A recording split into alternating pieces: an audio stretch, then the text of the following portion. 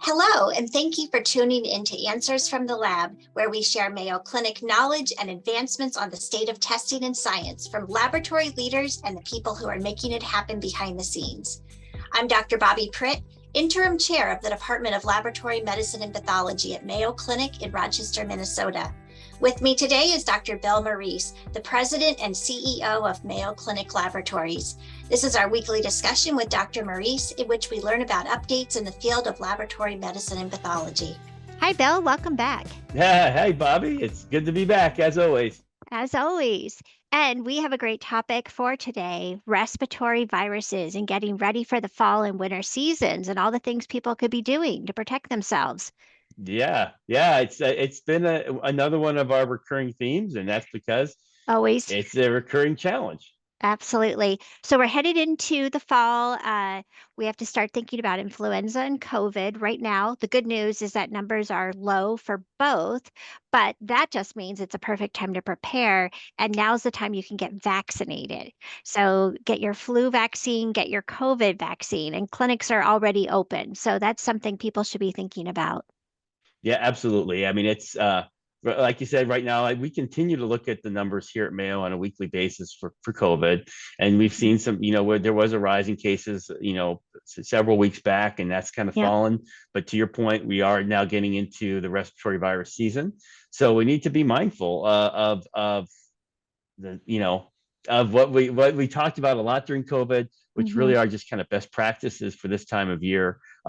We still think about COVID. COVID is still in the news. There's other things like avian influenza, which are still in the news. But the reality is that the respiratory viruses that have been with us for a long time continue to be with us and continue to make a lot of people sick. So we just need to continue to be careful, and also to use the tools that are available to us. And that's one of the things that really for the viruses and for the respiratory illnesses, it's around testing, and it's around vaccination and prevention is ideal, and there are treatments as well. But I know there's been actually some interesting things happening in the news on both the testing and the vaccine side to make them more available to patients, and maybe we could just touch on that. You know more about that than I do, because it's your ability with the home testing and stuff like that.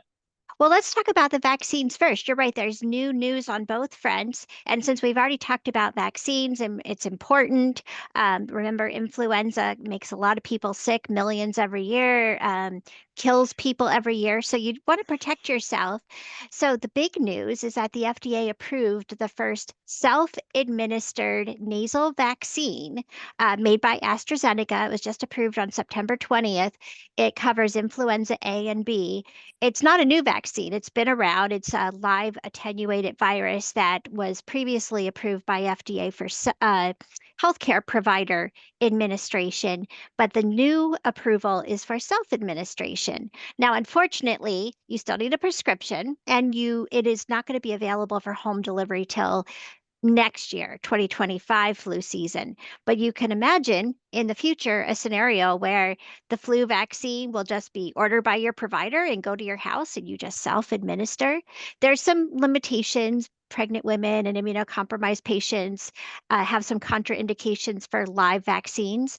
But for most people, you could just squirt it up your nose and know that you're protected.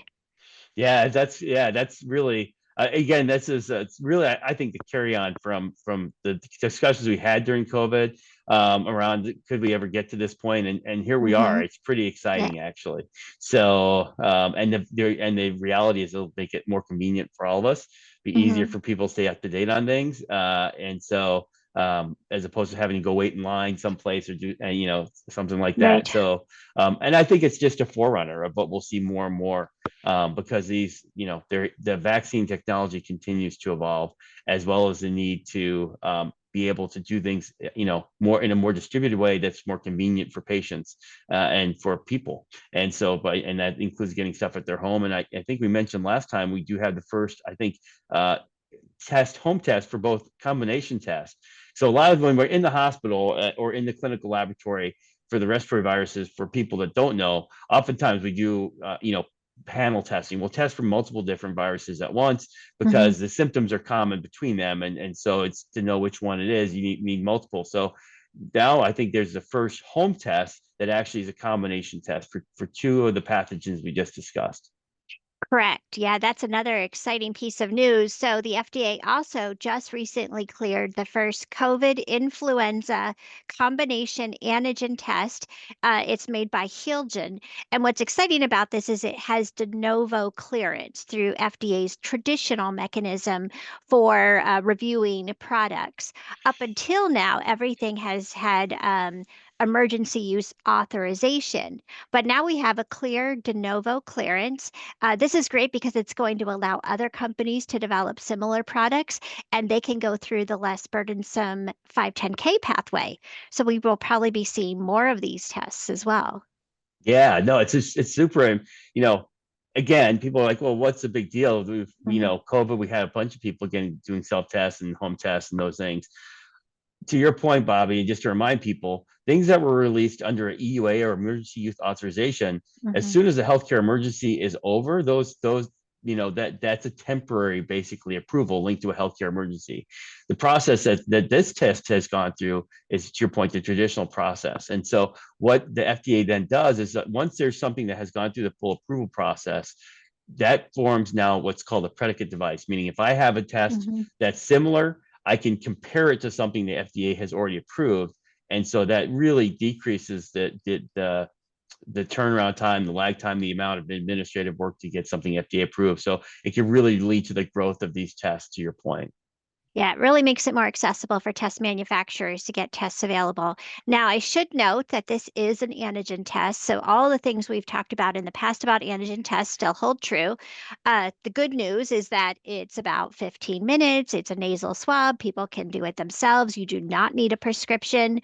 The cautions would be it's not as sensitive as a PCR test. Sensitivity for influenza A, influenza B, and SARS-CoV-2 antigens, the proteins it detects, it's about 90%, 90 to 92. We'll have to see how it actually behaves out in the real world, but that was from the FDA studies. So there's a risk, maybe 1 in 10 of individuals that are infected could have a false negative. So if someone's still ill, they would want to get tested by the most sensitive method, which would be a PCR test performed by a CLIA certified laboratory. Yeah, that's right. So, and the other thing I would say, in addition, go back, you can pull our prior podcasts about the use of self-administered tests and where they're great and where they might be, where they have to, where you have to be mindful. Mhm. They perform best when you have symptoms. They're not really, the performance characteristics change if you're asymptomatic. And so there's those things. The other thing Yeah. on the flip side is, if you're really concerned, if you have underlying health conditions, if there's other reasons why you really need to talk to a provider, a physician, it's the gold standard is still the CLIA lab administered testing. And of course, if you go to a provider, to your doctor, they can also help you with other issues or challenges or things you might not be thinking about. So just it's a great tool. It'll serve an important purpose, but it really, you still have to think about its best application. So, yeah, sorry, look like you're gonna add something. Oh, I was just going to say, I think that's where we come in as laboratory leaders. We need to be working with our colleagues that are ordering these tests or seeing patients that are performing these tests and make it really clear that people know when it's time to come in and get a gold standard PCR test for diagnosis, especially if Yep, it's patients that have risk factors for severe disease. that's right. And also being prepared to help answer questions that, even Right. some of our physician colleagues that aren't as familiar with the strengths and weaknesses of these tests, or patients that might have questions, that, be prepared to help educate as well. Yeah. And just to round this all off, we've talked about COVID and influenza, but of course, there are other respiratory viruses out there. RSV, there is a vaccine for RSV. That's particularly important for infants, young children, and older adults, people with various existing medical conditions. And then, even just to, add to that, whooping cough, Bordetella pertussis is making a comeback, especially in people who aren't vaccinated, and something called walking pneumonia, that's Mycoplasma pneumoniae. So respiratory viruses are out there. And then, of course, there's just the common cold that you don't want because that's no fun. So I think all those preventative measures we've talked about in the past, wearing a mask, staying home if you're sick, are just going to continue to always be important. That's right. That's right. The most important is to prevent getting sick, and also to not minimize your symptoms. So I mean, mycoplasma and bordetella, those are not viral illnesses, right? So it's now you think about you need to go, and those are often in the lower respiratory tract, which need different types of therapies. So again, it's great to have home testing available. It's great to be able to get care at home. If you have symptoms that are different or other concerns, still don't use those as a substitute to going to your doctor when you really need it, I guess is the bottom line. And Absolutely. also from us as laboratorians to help provide the information that will guide patients to know when they should and shouldn't be using these sorts of tools for them. So I guess last but not least, I know you've been talking a lot with our colleague, Dr. Binnicker, about respiratory viruses and things as well. Avian flu is another one. Bird flu continues. The H5N continues to kind of come in and out of the media, but I don't think there's a whole lot new there, is there? No, and I'm glad you brought that up, Bill, because it has the word flu in it, and people might get confused between the regular circulating human influenza and then avian influenza. So avian influenza made the news. It's been in the news for a while because it's infected so many. There's been large outbreaks among poultry and dairy animals, and there have been a handful of human cases, almost all with direct exposure to infected poultry and dairy. We're concerned because there's just such large numbers of infected animals, and because these are animals that humans have contact with, there's that increased potential for human transmission. The biggest concern, of course, would be a mutation that makes the virus more likely to be transmitted to humans. And then these viruses have been shown in the past to be highly pathogenic. So, of course, none of us want another influenza outbreak. So there's no cause for immediate alarm. The CDC is keeping a close eye on this, but I think it is important to talk about this, that it's another form of influenza, but with a very different story. Yeah. Yep. And another reason why we need to stay vigilant on thinking about what's happening in the other creatures we share the planet with, because as we've seen, those things can cross over to us, but thankfully it's not very common. So there's something to stay aware of. So, well, I guess that the one thing is that these things will always give us something, an excuse to get together and chat and do our answers from the labs. That's an upside, I guess. Yeah, absolutely. It's always great to see you, Bill. And we'll leave everyone with a message to go out, get your flu vaccine, get your RSV vaccine if you're at high risk, get your COVID vaccine, and know that in the future, you might even be just getting it at your home. But for now, go to your clinic or your local healthcare provider, get your vaccine for this season. Absolutely. All right. Until next time. Until next time. Thank you so much for tuning in to Answers from the Lab. Be sure to subscribe to this podcast and don't forget to tune in every Thursday and every other Tuesday.